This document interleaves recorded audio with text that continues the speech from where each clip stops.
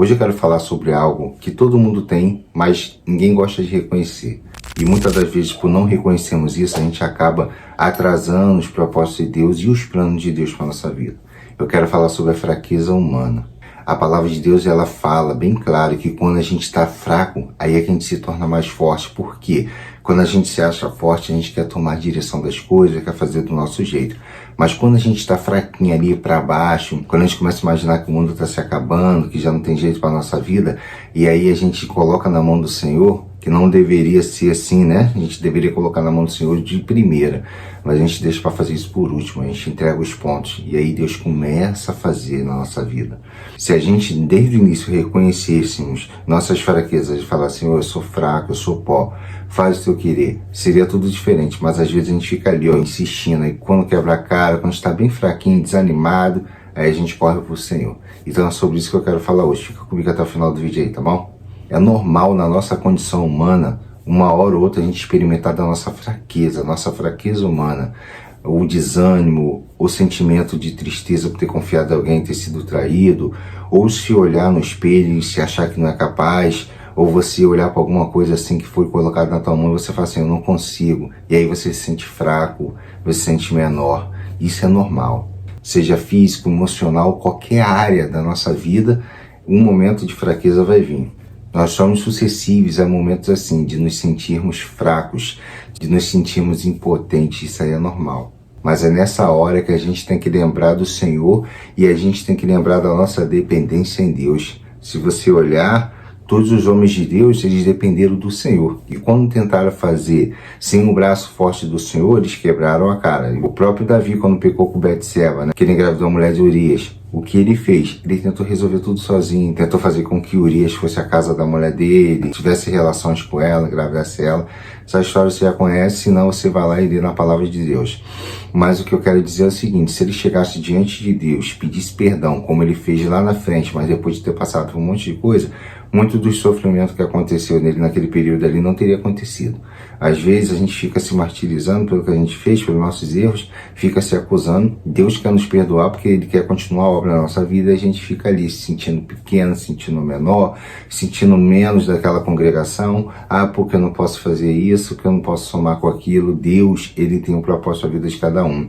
Pode ter várias pessoas iletradas na tua igreja, mas se Ele quiser te levantar, Ele vai te levantar, Ele vai fazer a obra através de você, para provar para você e para todo mundo que a obra é dele e não nossa. Veio na minha memória agora um tempo que eu trabalhava em um ministério da igreja e aí o casal que ficava de frente foi retirado. E esse ministério ele é bem grande.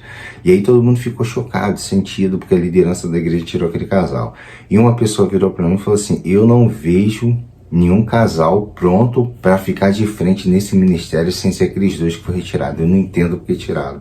Você vê que ele está tão apegado à pessoa que não está entendendo porque que a liderança estava fazendo aquilo. Eu que estava de fora e outras pessoas, a gente já viu que eles estavam muito unidos, o grupo estava muito grande, mas que estava fugindo do propósito de Deus. E já estava meio que um clube social. A liderança percebeu isso, eliminou aquilo dali, trocou aquela liderança e aquelas pessoas não aceitaram.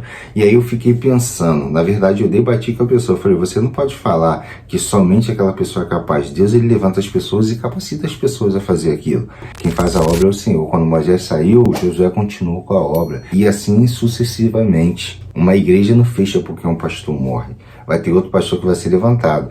Lógico, vai ter visões diferentes, ou pode não ter, pode seguir o padrão discípulo, né? Foi desse jeito aqui, vou continuar assim.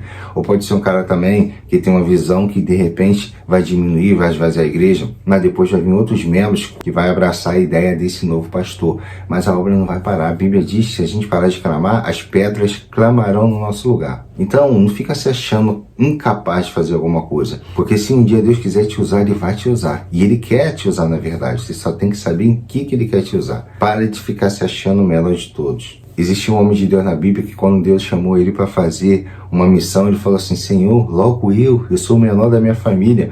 Olha a mentalidade dele. E Moisés também, que começou a argumentar um monte de coisa, dizendo que era gago.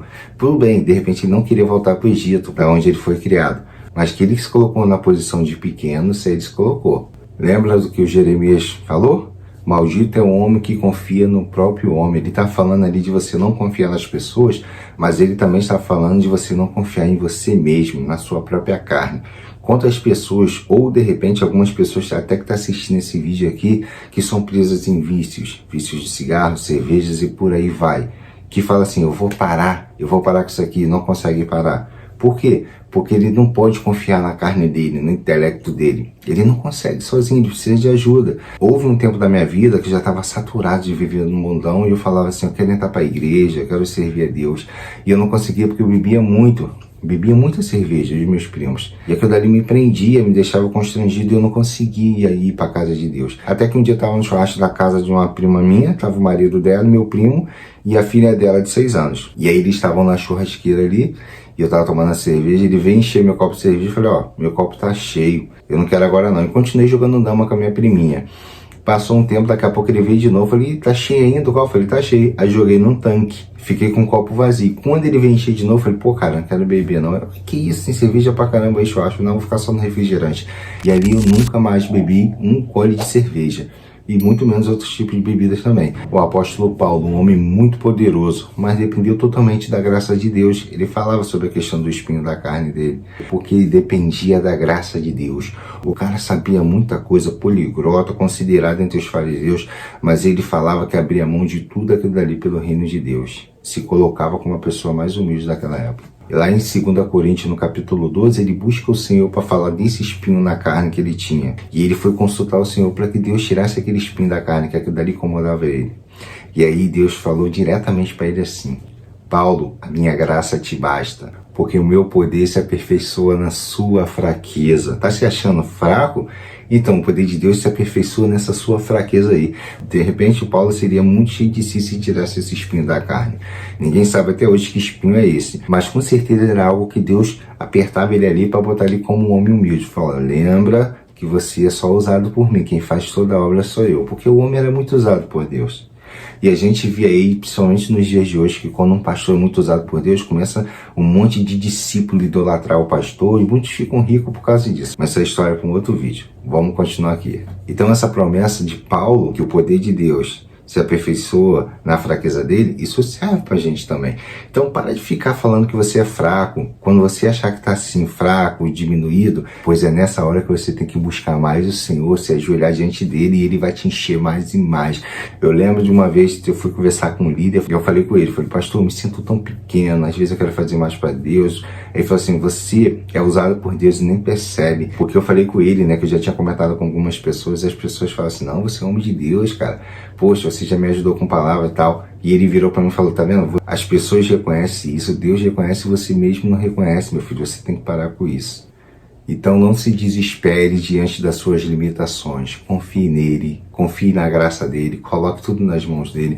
A grande maioria das pessoas na Bíblia, a grande maioria das pessoas em gerais, quando faz alguma coisa, é quando não tem mais opção nenhuma, não tem mais o que fazer, que coloca na mão do Senhor. E ali ele começa a agir, ele começa a fazer acontecer. E aí logo à frente você vai ver Paulo falando assim, eu sinto prazer nas fraquezas. Olha como é que já muda o discurso do camarada. Nas injúrias, nas perseguições, nas necessidades e nas angústias. Ou seja, aquele homem que pedia a Deus para tirar o espinho da carne dele, lá na frente estava falando assim, eu sinto prazer em sofrer pelo reino de Deus, de ser perseguido, nas injúrias, nas calúnias. Ele estava na cadeia dele, ele estava glorificando, ele estava falando com o Senhor. Olha como a mentalidade do cara mudou quando Deus falou assim, é na sua fraqueza que eu te fortaleço. E ali ele começou a ter prazer nas fraquezas e parou de se achar pequeno. Se ele se achava pequeno por causa daquele espinho na carne, ele parou de se achar assim, eu tenho certeza. É a mesma coisa de você, quando você tem prazer de ser perseguido, de ser injustiçado, quando você chegar no local, as pessoas te maltratarem, você chegar no mercado, o caixa te atender com o cara feio, o teu chefe não gostar de você, tenha prazer. Não é porque é você não, porque tem o Espírito Santo em você. É o que está em você que incomoda aquela pessoa, que faz com que ela age assim. Continue, não se ache pequeno. Você é grande em Cristo Jesus. Sem Ele nada podemos fazer. E aí Paulo fala, né? Quando eu estou fraco, aí eu estou forte. Olha como é que a mentalidade do cara mudou, cara. E aí ele já está revelando uma profunda verdade do Evangelho. Ele aprendeu com o próprio Deus diretamente, né? Paulo, na sua fraqueza que eu te fortaleço. E aí depois ele vai lá e fala, eu gosto de ser perseguido, de passar tribulações pelo nome do Senhor, e é na minha fraqueza que eu me fortaleço. Olha só, cara. Também ele aprendeu direto com Deus, né? Quando reconhecemos nossas fraquezas e nos humilhamos diante do Senhor, isso agrada o Senhor. A gente fala assim, Senhor, eu não sou nada, mas eu dependo de Ti.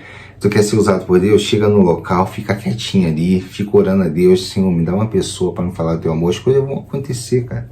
Nós precisamos abrir mão da nossa autossuficiência. Eu tô chegando num local onde eu não conheço ninguém. Às vezes é tão estranho, vejo todo mundo falando um com o outro, né? E eu tô ali quietinho. Falei assim, eu coloco as pessoas certas, traz as pessoas certas para falar comigo, para abrir meus horizontes nesse ambiente aqui, para abençoar pessoas, para ser abençoado. Eu não quero chegar na minha autossuficiência, até porque eu não sou, não tenho nada para oferecer. Tudo que eu tenho é o Cristo que está em mim. Mas eu vou chegar lá, vou falar, que eu já fiz isso, aquilo lá no passado, não sei o que, não sei o que lá. Vou ficar vendendo meu peixe? Não, eu tô quietinho, tô deixando as coisas acontecerem, porque a minha vida não é minha, a minha vida é do Senhor. Se nesse momento eu tô assim, desse jeito, sem conhecer ninguém, meio que um peixe fora d'água, esse é o momento que Deus quer, que Ele pode muito bem trazer pessoas para me abraçar logo, mas esse é o momento, então eu tenho que respeitar. Alguma coisa Deus vai fazer em relação a isso. Então a gente só tem que confiar, colocar nossas dependências no Senhor. E é isso aí, meus irmãos, que Deus nos abençoe. Vou ficando por aqui. Essa é a mensagem que veio no meu coração para falar para você nesse dia de hoje. Se você gostou da mensagem, deixa um comentáriozinho, se tem um testemunho para falar. Se você está precisando de oração, deixa um pedido aí nos comentários, a gente vai estar orando. Se gostou do vídeo, deixa um joinha para mim entender que você veio até o final do vídeo. Se inscreve no canal. Gostou da semana, estou colocando vídeos aqui que falam sobre a palavra de Deus. Fica com o meu abraço, mais importante, fica com Deus.